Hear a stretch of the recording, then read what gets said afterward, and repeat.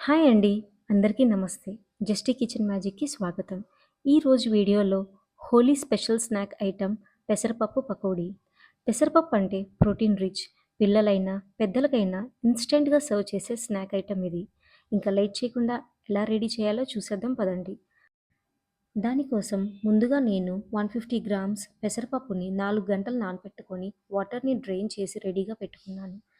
అందులో నుండి 2 టేబుల్ స్పూన్ల పెసరపప్పుని పక్కన పెట్టుకోండి.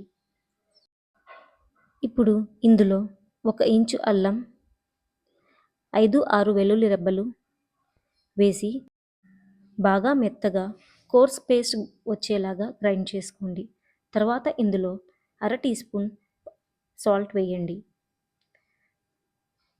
తర్వాత ఇందులో 4 టేబుల్ స్పూన్ల ఉప్మా రవ్వ. ఇది కలపడం వల్ల పకోడీ క్రిస్పీగా ఉంటాయి. 1 టేబుల్ స్పూన్ దాకా ధనియాలు, 1 టేబుల్ స్పూన్ దాకా జీలకర్ర, 2 టేబుల్ స్పూన్ దాకా ఉల్లిపాయ ముక్కలు, కారంకి తగ్గట్టు 2 పచ్చిమిర్చిని ఇలా కట్ చేసుకొని వేసుకోండి. ఇప్పుడు సన్నగా కట్ చేసి పెట్టుకున్న కొత్తిమీర వేయండి. ముందుగా మనం పక్కన పెట్టుకున్న పెసరపప్పును ఇందులో యాడ్ చేయండి. 1 టేబుల్ స్పూన్ దాకా కాశ్మీరీ రెడ్ మిర్చిని వేయండి.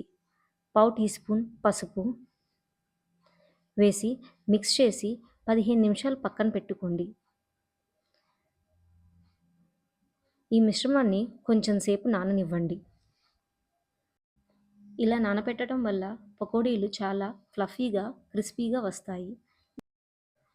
ఆయిల్ అనేది మోడరేట్‌గా హీట్ అయిన తర్వాతే మంటని మీడియం ఫ్లేమ్‌లో ఉంచి పకోడీని వేసుకోండి. పకోడీలు వేసుకొని బాగా ఫ్రై చేయండి. ఆయిల్ అనేది సరిగ్గా వేడి అవ్వకుండా తక్కువ హీట్‌లో పకోడీలు వేస్తే ఆయిల్ అనేది పీల్చేస్తుంది. అందుకే ఆయిల్ అనేది మీడియంలో ఉన్నప్పుడే పకోడీలను వేసుకొని నిదానంగా క్రిస్పీగా గోల్డెన్ షేడ్ వచ్చే వరకు పక్కన తీసుకోండి.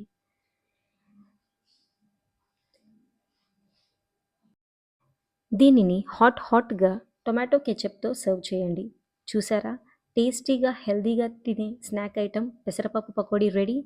ట్రై చేయండి. మీకెలా అనిపించిందో కామెంట్‌లో చెప్పండి. వీడియో నచ్చినట్టయితే షేర్, సబ్స్క్రైబ్ చేయడం మర్చిపోకండి. నెక్స్ట్ వీడియోలో మరో టేస్టీ రెసిపీతో కలుద్దాం. బై.